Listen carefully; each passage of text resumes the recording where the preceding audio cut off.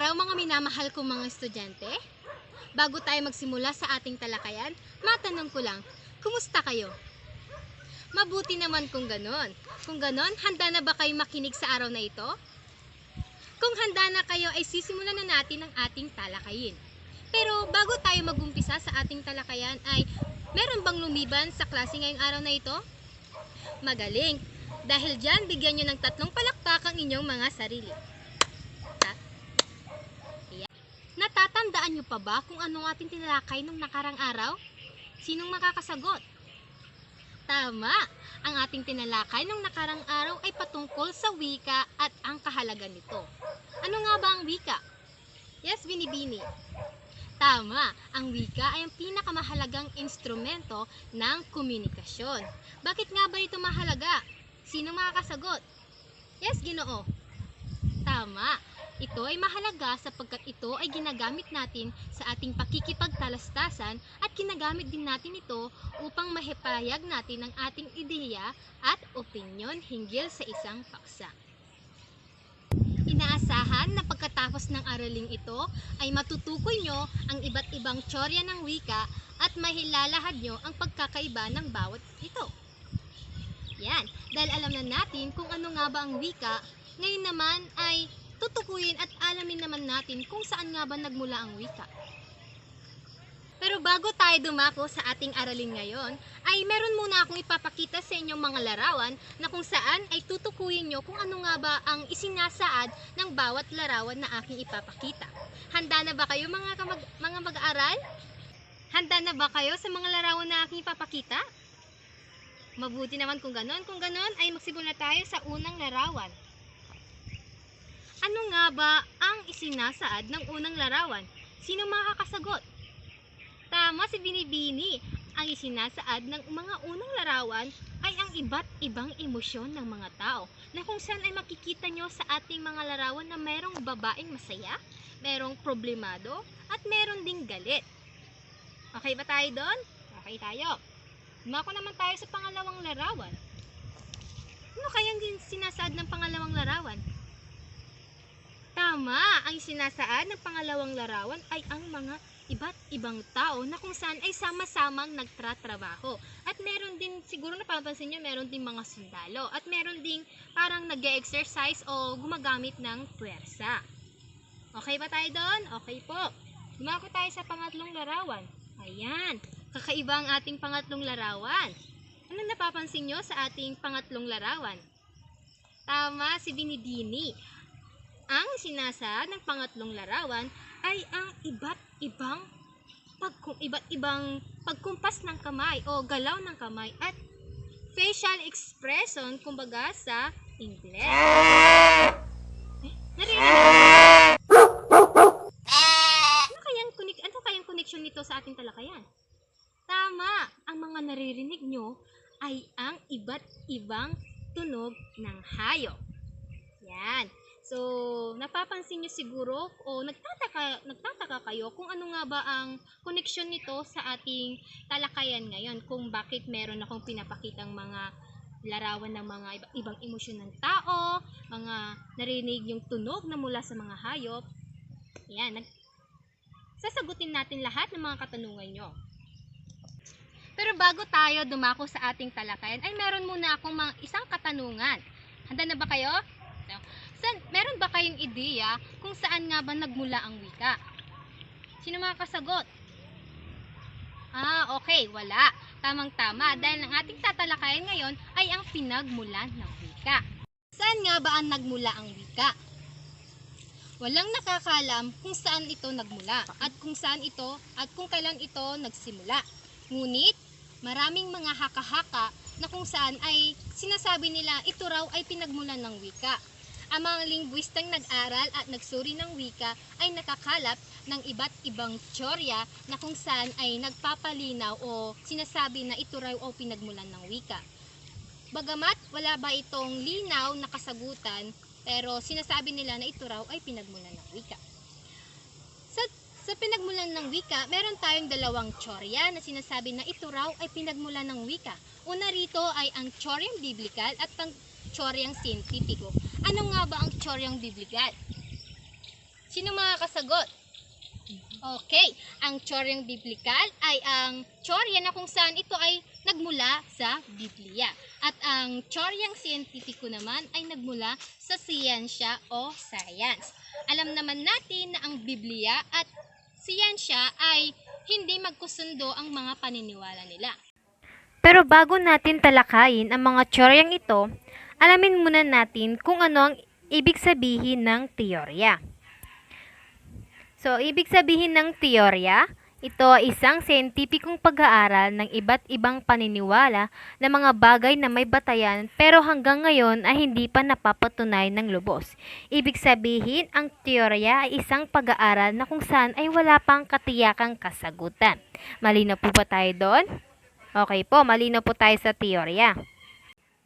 So ayan, dumakot na po tayo sa mga tsorya na kung saan ay ito raw ay pinagmulan ng wika. So makikita sa paniniwala o narito ang paniniwala sa banal ng pagkilos ng Panginoon o ang tsoryang biblikal.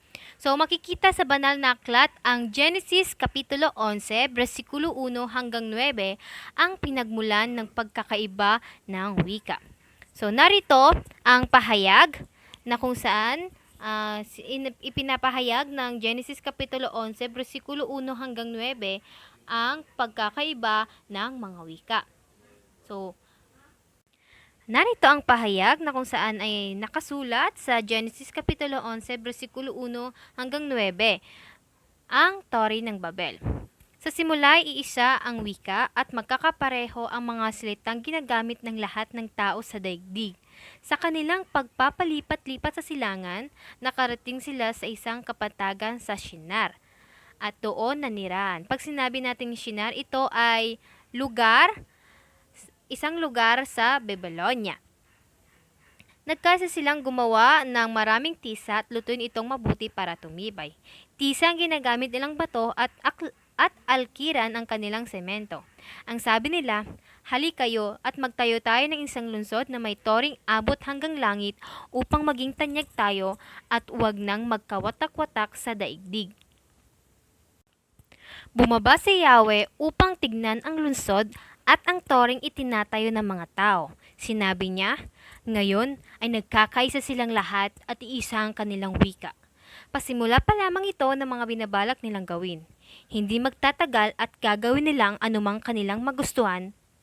Ang mabuti, bumaba tayo at guluhin ang kanilang wika upang hindi sila magkaintindihan. At ginawa ni Yahweh na ang mga tao ay magkawatak-watak sa buong daigdig, kaya natigil ang pagtatayo ng lungsod. Babel ang itinawag nila sa lungsod na iyon, sapagkat tooy ginulo ni Yahweh ang wika ng mga tao. At mula roon ay nagkawatak-watak na ang mga tao sa buong daigdig dahil sa ginawa ni Yahweh. Ayan, naintindihan nyo ba ang pahayag na mula sa Biblia? So sa tsoryang ito, sinasad nito ang pagkakaiba ng wika sa buong daigdig. Kaya tayo nagkaroon ng maraming lingwahe sa buong daigdig. Bakit winasak ito ng Yahweh? Winasak ni Yahweh ang Tore upang hindi magkaintindihan ng mga tao. Dahil hindi magtatagal ay gagawin na nila ang anumang kanilang magustuhan. Kaya niya ito winasak. At kaya tinawag itong Tore ng Babel dahil sa lungsod na iyon ay doon ginulo ni Yahweh ang wika ng mga tao. Ayan, naintindihan nyo ba ang tsoryang biblikal? Okay, ayan, dumako naman po tayo sa iba't ibang tsorya ng wika na nakapaloob sa teoryang siyentipiko. So, narito ang unang teorya na nakapaloob sa teoryang siyentipiko. Ito ang teoryang dingdong. Ano nga ba ang teoryang dingdong? Ang wika raw ay nagmula sa paggagaya ng mga sinaunang tao sa mga tunog ng kalikasan at mga tunog na nililika ng mga bagay-bagay. Ito marahil ang dahilan kung bakit ang boom ay palaging naihahalin tulad sa pagsabog at ang splash ay sa hampas ng tubig sa isang bagay. At ang whoosh naman ay sa hihip ng hangin. Isang halimbawa pa nito ay ang tik-tak na mula sa bagay na orasan. At ito pa, isang halimbawa pa ay ang tsug-tsug na nagmumula sa tunog na galing sa tren. Kaya ito tinawag na tsoryang dingdong dahil ang salitang dingdong ay tunog na nagmumula sa doorbell. Ayan, sunod na teorya ng wika ay ang tsoryang bawwaw. Katulad ng tsoryang dingdong, ang wika raw ay nagmula sa paggagaya ng mga sinaunang tao sa mga tunog na nililikha ng mga hayop. Katulad ng bawwaw na para sa aso, ngiyaw na para sa pusa, kwak-kwak na para sa pato at marami pang iba. Ngunit, marami ang hindi sang-ayon sa teoryang ito, sapagkat sa bawat bansa raw ay naiba ang tawag sa mga tunog na nililikha ng mga hayop, gayong pare-pareho naman ang mga ito. So, yun. Kaya ko tinawag na tsoryang bawwaw dahil ang salitang bawwaw ay kinuha sa tunog ng aso. Okay, malinaw po tayo doon? Opo. Sunod na teorya ay ang teoryang popo. Isinasad ng teoryang ito ng wika raw ay nagmula sa mga salitang namutahi sa mga bibig ng sinaunang tao nang makaramdam sila ng masisidhing damdamin tulad ng tuwa, galit, sakit, sarap, kalungkotan, at pagkabigla. So, 'di ba kapag nakakaramdam tayo ng sakit na lumalabas yung salitang aray? Ganon din kapag nasasarapan tayo sa isang pagkain, sabihin natin, wow, ang sarap naman ito. Ganon, di ba po? Okay po. Sunod na teorya naman po ay ang teoryang tata. Batay sa teoryang ito, may connection daw ang kumpas o galaw ng kamay ng tao sa paggalaw ng dila. Halimbawa po nito ay, di ba, kapag nagsasalita tayo ng paalam, sumasabay yung kamay natin. Kapag parang yung halimbawa na ipinakita ko, mga larawan na pinakita ko sa ating kanina, yung pinakita ko mga larawan, iyon ang mga halimbawa ng teoryang tata na kung saan ang facial expression kaya ng pagkindat at pagkaway sa isa tao, yun po ang mga halimbawa ng teoryang tata. At ang panghuling teorya na nakapaloob sa teoryang siyentipiko ay ang teoryang Yoheo.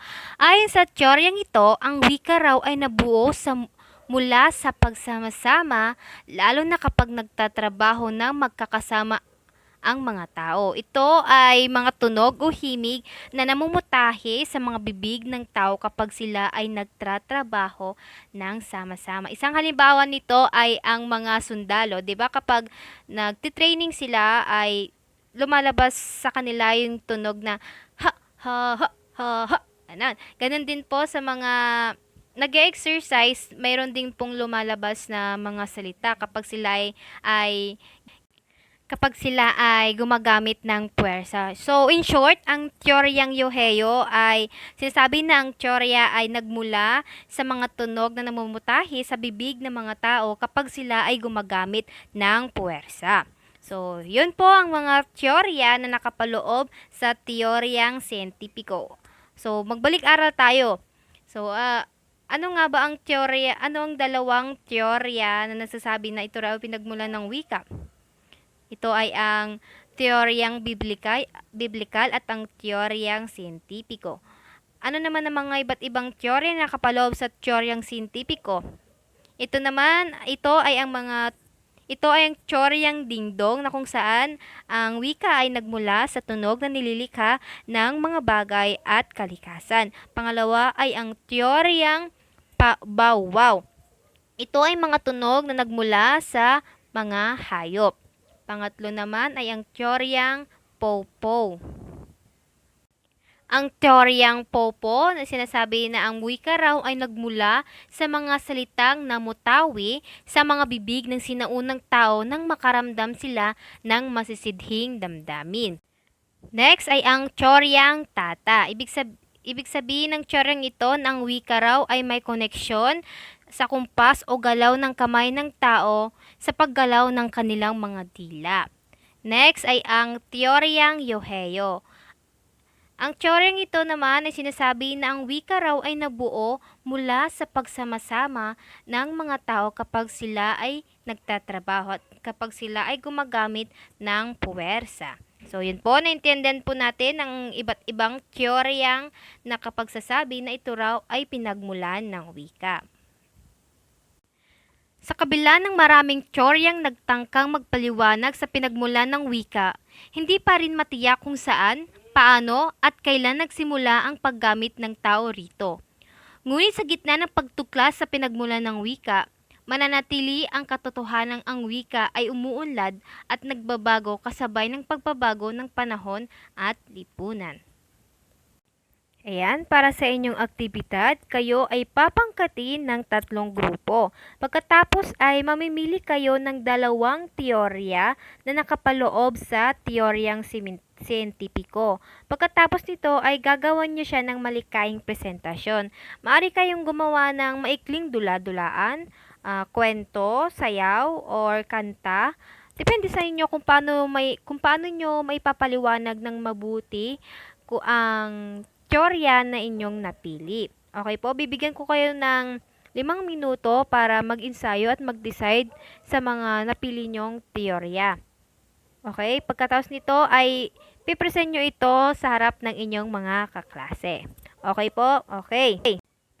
Ayan, para naman sa inyong pagsasanay, gamit ang Venn diagram, kayo ay ilalahad nyo ang lahat ng inyong nalalaman tungkol sa pagkakaiba at pagkakatulad ng teoryang biblikal at teoryang siyentipiko. Pangalawa ay ang sanaysay. So, ang tanong dito ay, sa iyong sariling pananaw, alin sa mga teoryang ito ang pinakamakatotohanan?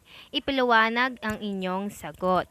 So, yun, batid kong naintindihan nyo kung saan nagmula ang wika at ang pinagmulan nito. Sana marami kayong natutunan sa araw na ito. Kung meron pang mga tanong? Okay, wala pong mga tanong. Dahil dyan, maraming salamat sa inyong pakikinig. Paalam!